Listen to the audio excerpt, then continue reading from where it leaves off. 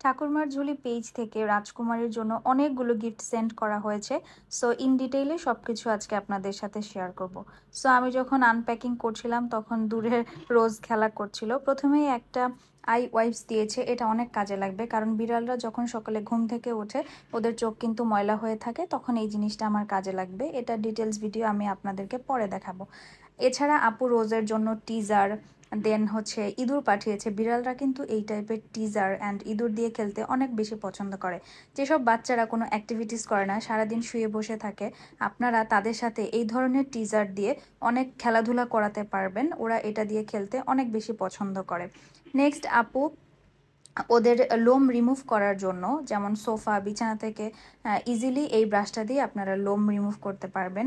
এছাড়া আপু ওর জন্য একটা ক্যান পাঠিয়েছে। আর সবচেয়ে কাজের জিনিস যেটা, সেটা হচ্ছে ট্রিমার, কারণ গরমের দিনে বিড়ালদের ফারগুলো ট্রিম করে রাখতে হয়। আর ঠাকুমার ঝুলি থেকে পিয়ার আসবে, কিন্তু রাজকুমারীর জন্য ড্রেস আসবে না, সেটা তো হতেই পারে না। সো এই সুন্দর সুন্দর ড্রেসগুলো ঠাকুমার ঝুলি পেজ থেকে আপু পাঠিয়েছে শুধুমাত্র রাজকুমারীর জন্য। আর রোজের খেলাধুলা তো থামছেই না, সে অলরেডি টিজার নিয়ে অনেক বেশি ব্যস্ত। এগুলো হচ্ছে ট্রিট, এটা একটু নতুন টাইপের ট্রিট, আমি কখনো ট্রাই করিনি, আপনাদের সাথে অবশ্যই অন্য একটা ভিডিওতে শেয়ার করব। আর গ্রিন কালারের যে ম্যাটটা দেখতে পেলেন, এটাতে বিড়ালরা বডি ঘষতে খুব পছন্দ করে, নিউ একটা জিনিস। এছাড়া আপু নেইল কাটার দিয়েছেন। আর আমি একটু ট্রিটগুলো ট্রাই করছিলাম যে ওরা লাইক করে নাকি, দেখলাম যে অনেক বেশি লাইক করছে রাজকুমারী রোজ সবাই। আর এই যে রোজকে তো হচ্ছে এই টিজার থেকে সরানোই যাচ্ছে না, সে এটা দিয়ে অনবরত খেলেই যাচ্ছে।